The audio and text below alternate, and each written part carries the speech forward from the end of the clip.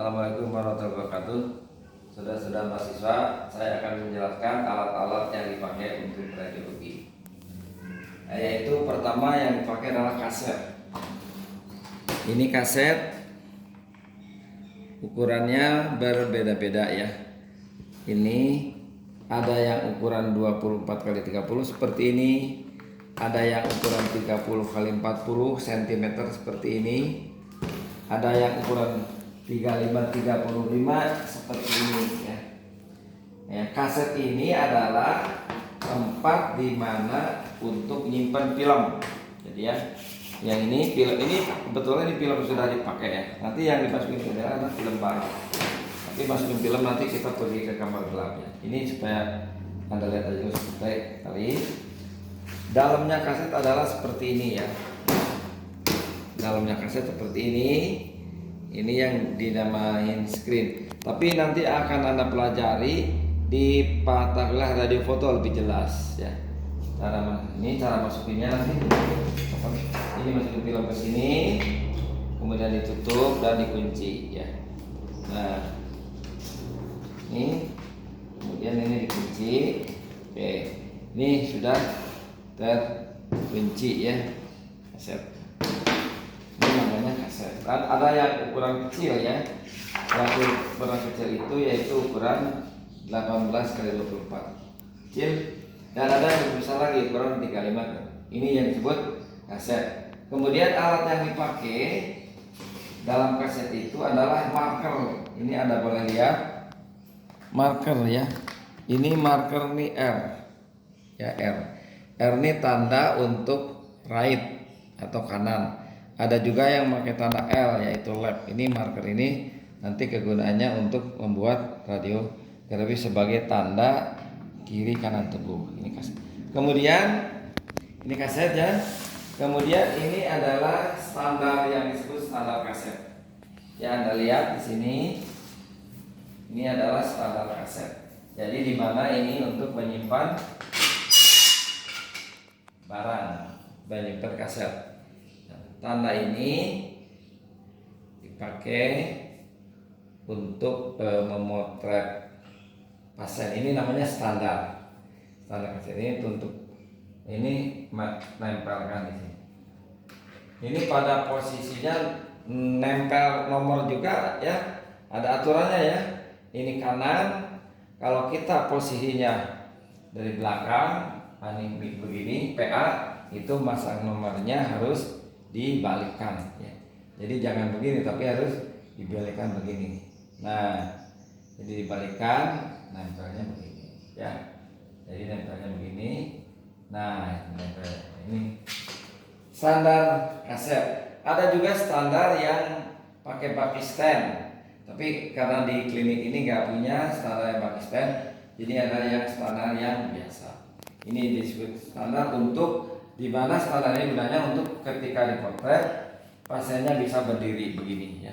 Ini pada posisi apa? AP ya, dari depan ke belakang. Dan pada posisi AP markernya juga harus ditaruh seperti ini. AP ya, ditempelkan pakai pistol. Nah, oke, ini dari posisi AP. Kalau PA ini posisinya begini dan markernya di sini dibalikan seperti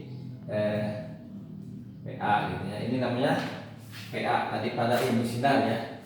Oke, ini standar. Nanti yang di kampus kita punya standar yang Pakistan. Nanti kalau ada ke kampus kita bisa perlihatkan. Kemudian ini adalah yang disebut tabung ronsen ya. Ini tabung ronsen, di mana tabung ronsen ini tempat memproduksi sinar. Nanti Anda akan pelajari lebih dalam pada mata kuliah pengetahuan pesawat radiologi ya, akan dijelaskan. Karena dalam tabung ronsen ini juga ada di sini ada untuk mengatur arah sinar atau cahaya ya. Kemudian ada untuk membuat sudut atau angulasi untuk oblik dan sebagainya. Oke, ini. Nah, kemudian ini adalah meja yang disebut meja pemeriksaan.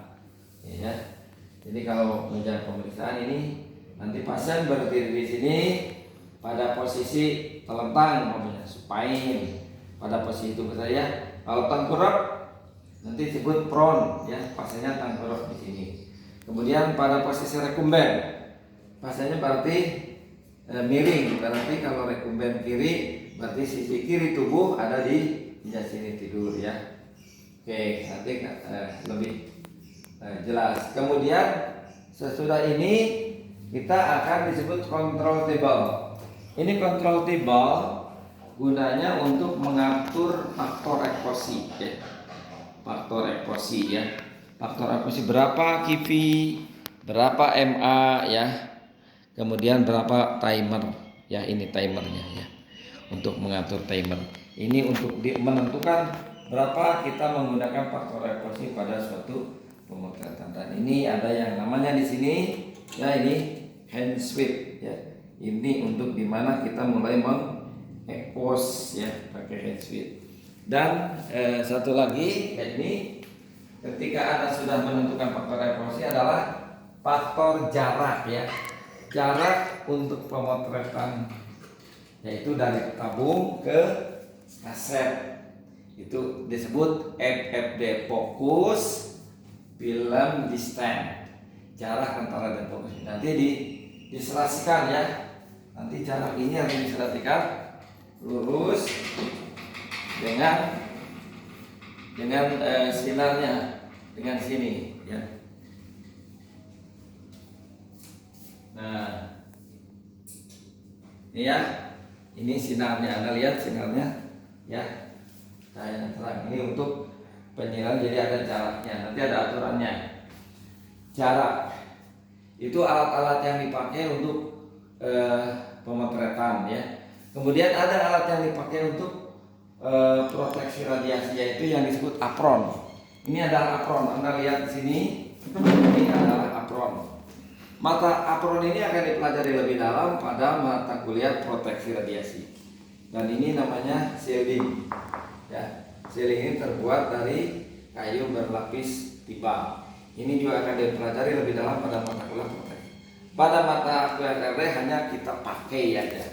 Kemudian ini disebut kaca timah. Kaca timah ya.